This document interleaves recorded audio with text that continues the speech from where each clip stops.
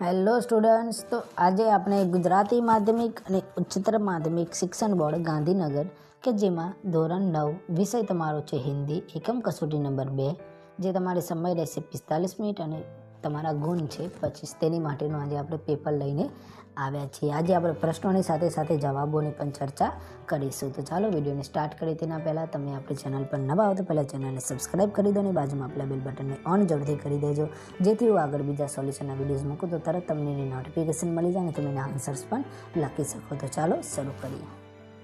પહેલો છે વિભાગ એ, જેમાં ક્વેશ્ચન નંબર 1 છે. સહી વિકલ્પ ચુનકર લખીએ, જેમાં પ્રત્યેકના તમને એક એક ગુણ મળવા પાત્ર છે. જેમાં પહેલું છે રાણી કે સાइस का क्या नाम है, तो आंसर આવશે बी छुट्टन.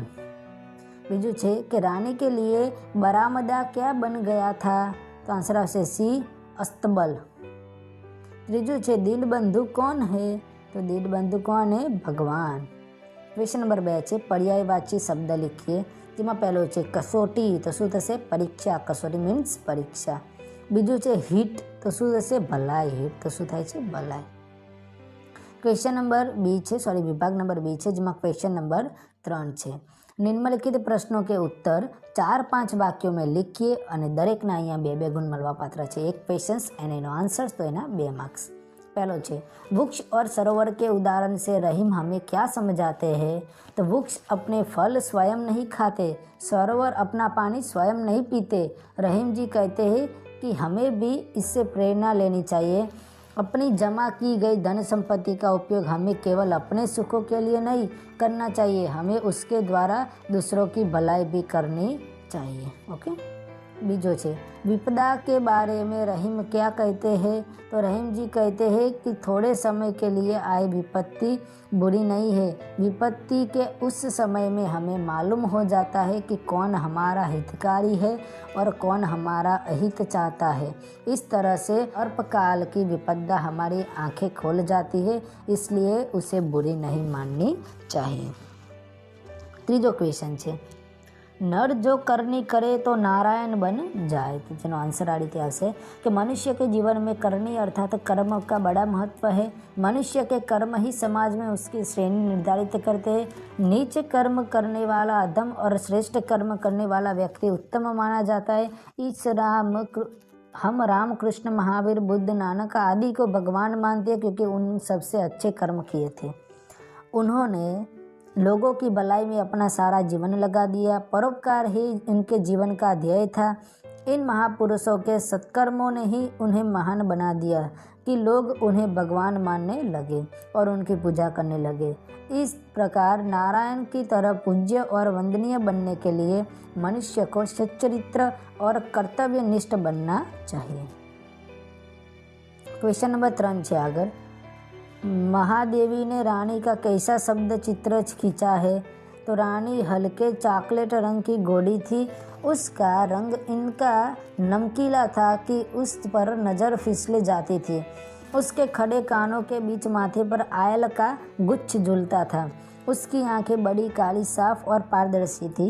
उसके नथुने और जीभ लाल, होठ गुलाबी और दांत उजले थे. उसके मजबूत दांत लोहे की लगाम चबाते रहते पर भी घायल नहीं होते थे. उसकी पीठ ऊंचाई से अधिक थी, पैर सुडौल और मजबूत थे. उसकी सघन पूंछ मोरपंच जैसी लगती थी. उस प्रकार महादेवी जी ने रानी का बड़ा ही आकर्षक चित्र खींचा है. चौथा क्वेश्चन है रानी बच्चों के मनोरंजन का साधन किस प्रकार बन गई, तो रानी जब आई थी तब कुछ ही दिन तक बच्चे उससे नाराज़ रहे थे, किंतु धीरे धीरे उनकी वह नाराज़गी दूर हो गई. वे उनकी गर्दन में झूला झूलने लगे, उसके कानों और अयाल के फूलों खोसने लगे.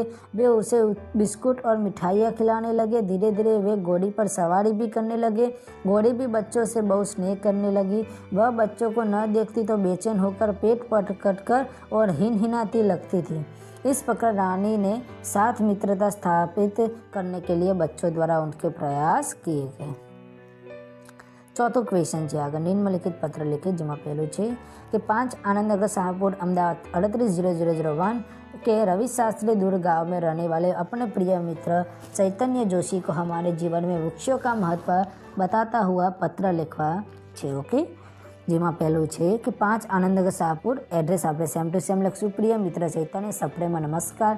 અહીંયા પછી આ રીતે જે જ રીતે આપણે અહીંયા લખીને આપ્યું છે એ જ રીતે તમે અહીંયા વિડીયો સ્ટોપ કરીને લખી શકો, કેમ કે આપણે બધું જો વાંચવા જઈશું તો વિડીયો ઘણો બધો લાંબો થઈ જશે ને તમને પણ કંટાળો આવશે ને વિડીયો લાંબો હશે તો તમને જોવો પણ નહીં ગમે.